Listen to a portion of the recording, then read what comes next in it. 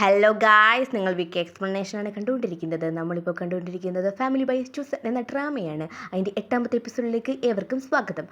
അപ്പോൾ നമുക്ക് ഡ്രാമയിലേക്ക് കിടക്കാം.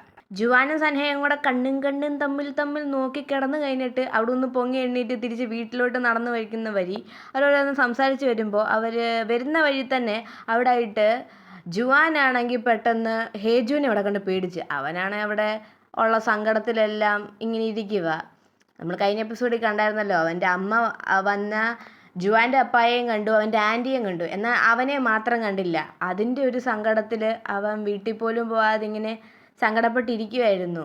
അവൻ്റെ മോൻ കണ്ടിട്ട് ഇവർ ചോദിക്കുന്നുണ്ട്, എന്നാ പറ്റിയിടാ കാര്യമെന്ന് ചോദിച്ചുകൊണ്ട്, നിൻ്റെ ആൻറ്റിയുടെ അടുത്ത് നീ കാണാൻ പോയതല്ലേ, അവിടെ എന്തെങ്കിലും സംഭവം ഉണ്ടായോ എന്ന് ചോദിച്ച് പിന്നെ അവനെ കൊണ്ട് വീട്ടിൽ പോയി അവരിന്ന് സംസാരിക്കുന്ന കൂട്ടത്തിൽ ജുവാനും സൻഹയും പറയുന്നു, എന്തായാലും എൻ്റെ അമ്മ വന്നെല്ലാം പൈസ കേസും എല്ലാം ഡീലാക്കിയില്ലേ. മീൻസ് കാരണം ജുവാൻ്റെ പപ്പയ്ക്ക് ഉള്ള പൈസ എല്ലാം കൊടുക്കണമെന്നുള്ള പൈസയല്ല, എന്നാലും പുള്ളിക്കാരി പൈസ കൊടുത്തു. ബട്ട് ഹേജും പറയുന്നത്, എന്തിന്, അമ്മയ്ക്ക് പൈസ ഇല്ലായിരുന്നെങ്കിൽ ഞാനത് പേ ചെയ്യുമായിരുന്നു.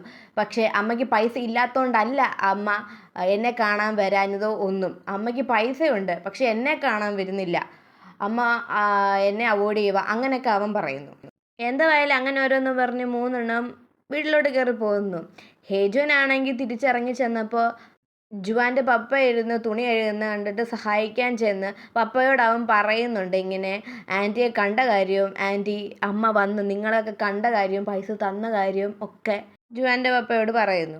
അങ്ങനെ എന്തായാലും അവർ രണ്ടുപേരും ഓക്കെ ആയി. അങ്കിളിനൊരു ഭാരം ഉള്ളിലുണ്ടായിരുന്നു, ഇവൻ്റെ അമ്മ വന്ന കാര്യം ഇവനോട് പറയാതിരിക്കുന്ന എങ്ങനെയാണെന്നും ഉള്ളൊരു സങ്കടം പുള്ളിക്കുണ്ടായിരുന്നു. എന്തായാലും ഹേജുനായിട്ട് വന്ന് ഓരോന്ന് ഇങ്ങോട്ട് പറഞ്ഞപ്പം പുള്ളിക്ക് തന്നെ ഒരു ആശ്വാസമായി. അങ്ങനെ ആ ദിവസം കഴിയുന്നു. പക്ഷേ നമ്മുടെ ഹേജുനെ നോക്കിയാൽ അവൻ രാത്രി കിടന്ന് ഭയങ്കര കരച്ചിലാണ്. അവനാണ് സങ്കടം സഹിക്കാൻ വയ്യ. അടുത്ത സീനിൽ കാണിക്കുന്നത്, അടുത്ത ദിവസം ഹേജും സ്കൂളിൽ പോകുമ്പോൾ അവൻ്റെ തന്ത വന്ന് അവനെ കാണുന്നതാണ്. തന്ത വന്നിട്ട് കുറേ പറയുന്നുണ്ട് അവനെ US കൊണ്ടുപോകാൻ വേണ്ടി. അതിന് അവനെ ഒന്ന് ഇതാക്കാൻ വേണ്ടി എന്തുവാ ഈ ഫുട്ബോളിൻ്റെ കുറേ കാർഡും അവിടുത്തെ കളിയുടെയൊക്കെ കാണിച്ചു കൊടുക്കുന്നുണ്ട്. എന്തോ കാണിച്ചെന്ന് പറഞ്ഞാൽ എന്തോ ചെയ്തെന്ന് പറഞ്ഞാലും ഹേജും വരത്തില്ല, അവൻ വഴങ്ങത്തുമില്ല. താൻ തന്നെ അങ്ങ് US പോയാൽ മതി, എന്നെ പ്രതീക്ഷിക്കണ്ട എന്നർത്ഥം. എന്തായാലും ഇവരിവിടെ ഇങ്ങനെ സംസാരിച്ചുകൊണ്ടിരുന്നപ്പോൾ തന്നെയാണ് ഹേജുവിൻ്റെ കൂട്ടുകാരൻ വന്ന് സാറ് വിളിക്കുന്നു. സോളിൽ നിന്ന് വേറൊരു സ്ഥലത്ത് നിന്ന് സാറുമാർ വന്നിട്ടുണ്ട് നമ്മുടെ കളി കാണാൻ വേണ്ടി എന്ന് പറഞ്ഞ് അവനെ വിളിച്ചുകൊണ്ട് പോകുന്നു. സാറുമാർ വന്ന് ഓരോരുത്തരുടെ എലിജിബിലിറ്റിക്ക് അനുസരിച്ച് അവർക്ക് മാർക്കൊക്കെ ഇട്ടിങ്ങനെ ഇരിക്കുകയായിരുന്നു. ഹേജുവിൻ്റെ അപ്പനും അങ്ങോട്ട് കയറി വന്നായിരുന്നു. പുള്ളി ചോദിക്കുന്നുണ്ട് അവൻ്റെ കളി എങ്ങനെയുണ്ട് എന്നൊക്കെ. അപ്പോൾ അവർ പറയുന്നുണ്ട് അവൻ നന്നായിട്ട് കളിക്കുന്നുണ്ട് എന്ന്. എന്തായാലും പുള്ളി അവിടെ നിന്ന് ഇറങ്ങിയപ്പോൾ പുള്ളി അവിടെ കാണുന്നുണ്ട് വേറെ സ്കൂളിൽ നിന്നും ഇവരുടേതായിട്ട് ഒരു മാച്ച് നടക്കാൻ പോകുന്നുണ്ടെന്ന് ഫുട്ബോളിൻ്റെ. അപ്പോൾ അന്ന് ഇങ്ങോട്ട് ഇനി വരണമല്ലോ എന്നൊക്കെ പറഞ്ഞ് പുള്ളി പോകുന്നു. അടുത്ത സീനിൽ ജുവാനെ സൻഹയാണ് കാണിക്കുന്നത്. ജുവാൻ എന്തിനോ സൻഹയുടെ റൂമിൽ കയറി അവൻ്റെ ബെഡിലോട്ട് കിടക്കുന്നുണ്ട്. അവന് സത്യം എനിക്ക് ഇവിടെ നിന്ന് ഇരിക്കാൻ പോലെ അവന് തന്നെ ഒരു തോന്നൽ, അതുകൊണ്ട് അവന് നല്ലൊരു പേടിയുണ്ട്. അതുകൊണ്ട് അവളെ എങ്ങനെയും റൂമിൽ നിന്ന് പുറത്താക്കാൻ നോക്കുന്നത്. ഞാൻ വലുതായി, നീ ഇനി എൻ്റെ റൂമിലൊന്നും കയറി ഇങ്ങനെ ഇരിക്കാൻ പാടില്ല, കിടക്കാൻ പാടില്ല എന്നൊക്കെ പറഞ്ഞ് അവളെ ഇറക്കി വിടുന്നത്. എനിക്ക് പരീക്ഷയൊക്കെ ആയി, എനിക്ക് പരീക്ഷ എഴുതുന്നിടം വരെ എൻ്റെ റൂമിൽ കയറിപ്പോയിക്കില്ലെന്ന് പറഞ്ഞ് അവളെ ഇറക്കി വിടുന്നുണ്ട്.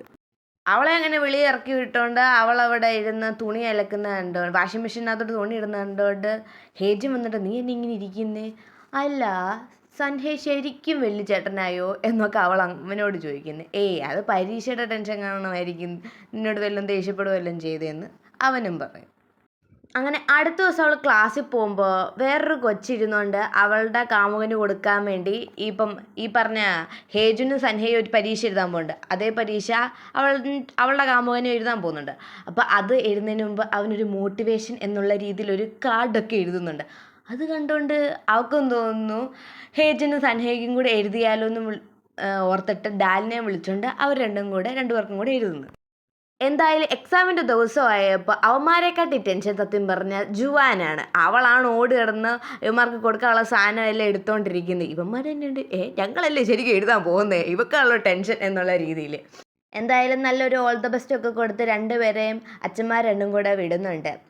പിന്നെ പറയുന്നുണ്ട് നൈറ്റ് വരുമ്പോൾ നിങ്ങൾക്ക് ഫേവറേറ്റ് ഉള്ളതൊക്കെ ഉണ്ടാക്കി വെച്ചേക്കാം എന്നൊക്കെ. ജുവാനാണ് അതിന് മുൻകൂർ നിൽക്കുന്നത്. എന്തായാലും കണ്ടിട്ട് എക്സാമൊക്കെ ചേട്ടന്മാർ നല്ല തകൃതിയിൽ എഴുതിയിട്ടുണ്ട്. അങ്ങനെ രണ്ടുപേരും എക്സാമൊക്കെ കഴിഞ്ഞ് തിരിച്ചിറങ്ങി വന്ന് രണ്ടുപേർക്കും രണ്ടിടത്തായിരുന്നു എക്സാം. തിരിച്ചിറങ്ങി വരുന്ന എങ്ങനെ ഉണ്ടായിരുന്നു എന്നൊക്കെ ചോദിച്ചിട്ട് വീട്ടിലോട്ട് ചെല്ലുമ്പോൾ ചിക്കൻ ആയിരിക്കുമോ, ആയിരുന്നാൽ മതിയായിരുന്നു എന്നൊക്കെ പറഞ്ഞ് രണ്ടും കൂടെ വീട്ടിൽ ചെന്നു. രാത്രി എന്തായാലും എക്സാം കഴിഞ്ഞതിൻ്റെ ഒരു പാർട്ടി പോലെയൊക്കെ ചുമ്മാ നടത്തുന്നുണ്ട്. ജുവാനാണെങ്കിൽ ഡാലിനെയും വിളിച്ചു വരുത്തിയിട്ടുണ്ട്. അങ്ങനെ അവരിരുന്ന് സംസാരിക്കുമ്പോൾ പെട്ടെന്ന് അവൾ ചിക്കൻ ഇങ്ങനെ ഫ്രൈ ചെയ്യുന്ന സമയത്ത് കൈ ഒന്ന് പൊള്ളി. അവളെ വിളിച്ചുകൊണ്ട് സൻഹ താഴെ ഇറങ്ങിപ്പോയി. താഴെ ഇറങ്ങിപ്പോയിട്ട് നമ്മുടെ ഹേജുനും ഡാലും കൂടി ഇരുന്ന് സംസാരമായിരുന്നു. ഹേജുൻ അവൻ്റെ അമ്മയുടെ കാര്യം പറഞ്ഞ് അവിടെ ഇരുന്ന് ഇമോഷണലായി. അവൻ ഇമോഷണൽ ആവുന്ന കണ്ടുകൊണ്ട് നമ്മുടെ ഡാൽ അവിടെ നിന്ന് പൂരെ കരച്ചിൽ. കരയെന്ന് കണ്ടുകൊണ്ട് ഞാനൊന്നും ചെയ്തില്ലല്ലോ എന്നുള്ള രീതി അവൾക്ക് ടിഷ്യൂ ഒക്കെ എടുത്ത് കൊടുത്തിട്ട് ആളോട് പറയുന്നത് എന്തിനാ കരഞ്ഞേ, ഞാൻ ആരെങ്കിലും കരയുന്ന കണ്ടാൽ കരയുന്നു.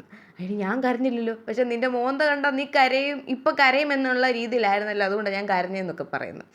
അങ്ങനെ പിന്നെ അവരങ്ങനെ ഇരുന്നിട്ട് ഹേജുൻ എന്തെങ്കിലും വിഷയം മാറ്റാൻ വേണ്ടി സൻഹയുടെ കാര്യം പറയുന്നു. നിനക്ക് സൻഹയോട് ഒരു ക്രഷ് ഉണ്ടെന്ന് എനിക്കറിയാമെന്ന്. അത് കേട്ട് ഡാല് അപ്പം എന്നിട്ട് അവൾ പറയുന്നുണ്ട് എനിക്കതിനോട് ക്രഷൊന്നുമില്ല. എനിക്കറിയാം എന്ന് പറഞ്ഞ് അവളായിട്ട് കളിയാക്കുന്നു. സത്യമായിട്ട് എനിക്ക് അവനോട് ക്രഷില്ല. പിന്നെ ഭയങ്കര പുച്ഛം. എന്നിട്ട് അവനെ വിശ്വസിപ്പിക്കാൻ വേണ്ടി അവൾ ഈ സവാള എടുത്ത് വായിക്കാത്തിട്ടിട്ട് പറയുന്നുണ്ട് സത്യമൊന്ന് നീ അത് തുപ്പിക്കോ, ഞാൻ വിശ്വസിച്ച് നിന്നെ എന്നുള്ള രീതി ആക്കി. എന്നിട്ട് അവൻ വിശ്വസിക്കുന്നില്ല. അത് കേട്ടോണ്ട് ആണ് നമ്മുടെ ജുവാനും സൻഹയും കയറി വരുന്നത്. കയറി വന്ന് രാത്രി ഒത്തിരി ആയതുകൊണ്ട് അവളെ കൊണ്ടുവിടാൻ ആദ്യം ജുവാന് ഹേജുവിനോട് പറഞ്ഞുണ്ട് ഇവളെ കൊണ്ടുവിടാൻ. ഉടനെ ഹേജുവിന് പിന്നെ സൻഹ ഇവിടെ നിൽക്കുമ്പോഴാണോ ഞാൻ കൊണ്ടുവിടേണ്ടതെന്നും പറഞ്ഞു സൻഹയുടെ മെക്കെട്ടോട്ട് കയറുന്നു. സൻഹയാണെങ്കിൽ സത്യം പറഞ്ഞാൽ ജുവാനെ ഇങ്ങനെ കണ്ടുകൊണ്ട് നിൽക്കാൻ വയ്യ, അവന് ഫീലിങ്സ് വരും. അതുകൊണ്ട് അവൻ പറഞ്ഞു ഞാൻ കൊണ്ടുവിട്ടോളാം എന്നും പറഞ്ഞ് അവളെ കൊണ്ടുവിടുന്നു. സത്യം പറഞ്ഞാൽ പൊട്ടൻ ഹേജുവിന് അറിയത്തില്ല ഡാലിന് അവനെയാണ് ഇഷ്ടമെന്ന്. എന്തോ ചെയ്യാനാ.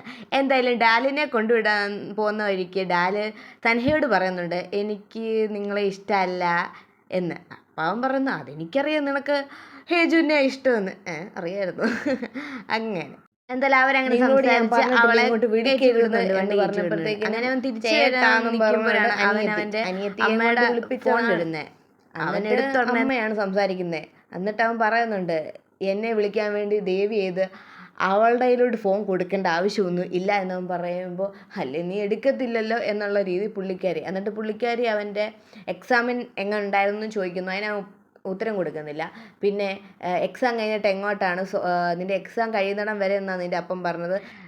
അങ്കിള് പറഞ്ഞായിരുന്നു ഒരു പരീക്ഷ എഴുതുന്നിടം വരെയെങ്കിലും അവന് കുറച്ച് സമാധാനം കൊടുക്കണമെന്നാണ് പറഞ്ഞത്. പുള്ളിക്കാരി അത് കഴിഞ്ഞിട്ട് ചോദിക്കുന്നത് നീ സോളിലോട്ട് വരുന്നില്ലേ, നിൻ്റെ ഉപരിപഠനത്തിന് വേണ്ടി പോകണ്ടേ എന്നൊക്കെ അവനോട് പറയുമ്പോൾ അതിൻ്റെ ആവശ്യമില്ല, ഞാൻ ഇവിടുത്തെ കോളേജിൽ പഠിച്ചോളാം എന്ന് പറഞ്ഞ് നിന്ന് പുള്ളിക്കാരി അങ്ങ് കോള് കട്ടാക്കുന്നു.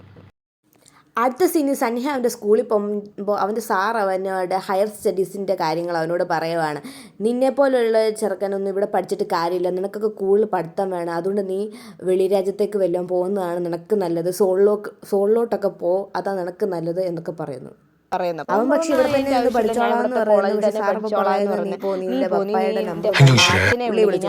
സംസാരിക്കട്ടെ അങ്ങനെ അച്ഛൻ്റെ നമ്പർ വാങ്ങിച്ച് അച്ഛനെ വിളിക്കുന്നുണ്ട്. അതിനുശേഷം ഹേജുവിനെ കാണിക്കുന്നു. ഹേജുവിൻ്റെ സാറും അവനോട് അവൻ്റെ ബാസ്കറ്റ് ബോളിൻ്റെ കാര്യത്തിന് വേണ്ടി അവനോട് പറയുന്നു നീ ഇവിടെ നിന്നിട്ട് കാര്യമില്ല, നീ US പോകുന്നു പറഞ്ഞ് അവനോട്. അവൻ പറയുന്നു വേണമെന്നില്ല, ഞാൻ ഇവിടെ പഠിച്ചോളാം എന്ന് പറയുന്നു.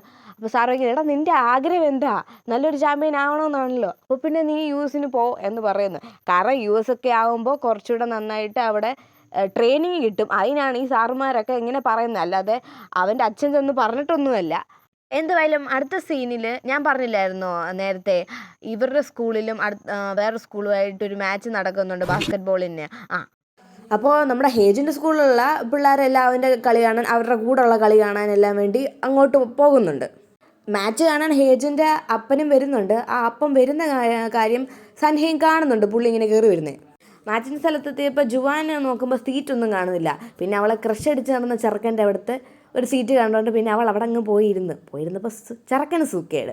കുറേ നേരം സഹിച്ച് കഴിഞ്ഞപ്പോഴത്തേക്കിന് സൻഹ അങ്ങോട്ട് കയറി വന്നപ്പോൾ സൻഹ അവൻ്റെ അപ്പുറത്തായിട്ട് കയറിങ്ങിയിരുന്നു. മാച്ച് തുടങ്ങുന്നതിന് മുമ്പ് ഒരു വീരവാദമൊക്കെ ഉറപ്പാണല്ലോ. അപ്പുറത്തെ സ്കൂളിൽ നിന്ന് വന്ന് ഇറക്കേണ്ട ഒരു വീരവാദമൊക്കെ ഉണ്ടായിരുന്നു. എന്തായാലും മാച്ച് തുടങ്ങി.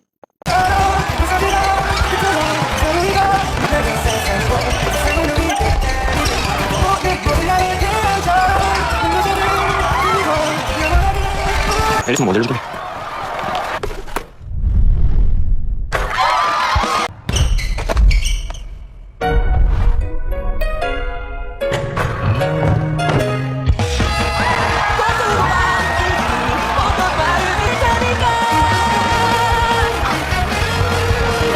കുറച്ച് സ്പീഡിലാണെങ്കിലും കണ്ടിട്ട് എന്ത് മനസ്സിലായി, നമ്മുടെ ഹേജുൻ തന്നെ ജയിച്ചു. അത് തന്നെ, ഹേജുൻ്റെ ടീം ജയിച്ചു അങ്ങനെ പറയാം. എന്തായാലും കളി കഴിഞ്ഞ ഉടനെ നമ്മുടെ അച്ഛൻ സാറ് ഇറങ്ങി അങ്ങ് പോയ പുറകെ നമ്മുടെ സൻഹയെ അങ്ങേരെ കാണാൻ വേണ്ടി പോയി. താൻ എന്തിനാടോ വന്നതെന്നൊക്കെ ചോദിക്കുന്നുണ്ട്. അത് നീ ഇതിനെ മുന്നേറിയെന്നും പറഞ്ഞിട്ട് പുള്ളി അങ്ങ് പോയി. എന്തായാലും സൻഹയെ തിരിച്ചു വന്നപ്പം ഹേജും കൂട്ടുകാരുടെ കൂടെ നിൽക്കുമായിരുന്നു. അവന്മാർ അവനോട് പറയുന്നുണ്ട് രാത്രി പാർട്ടുണ്ട് നീ വരണമെന്നൊക്കെ. അപ്പോൾ സൻഹ വന്നിട്ട് വാ, അർജൻറ്റ് കാര്യമുണ്ട്, നിൻ്റെ സ്റ്റെപ്പ് ഫാദർ വന്നായിരുന്നു, സ്റ്റെപ്പ് ഫാദർ അല്ലല്ലോ ഒറിജിനൽ ഫാദർ വന്നായിരുന്നു എന്ന് പറഞ്ഞപ്പോഴത്തേക്കിന് അവനങ്ങ് ടെൻഷൻ കയറി, അവൻ ഓടി അങ്ങോട്ട്. ചെറുക്കൻ ടെൻഷൻ കയറി ഇനി എങ്ങോട്ടാ ഓടിയെന്ന് നമുക്ക് അടുത്ത എപ്പിസോഡ് കാണാം. അപ്പോൾ ശരി എന്നാ. വീണ്ടും ഞാൻ പറയുന്നു, ഇതിൻ്റെ മുമ്പിലത്തെ എപ്പിസോഡ് കണ്ടില്ലേ ഇതൊന്നും മനസ്സിലാവില്ല, അപ്പോൾ അത് പോയി കാണണം. അപ്പോൾ ശരി എന്നാ. പിന്നെ ഒരു സബ്സ്ക്രൈബും കൂടെ ചെയ്യാം.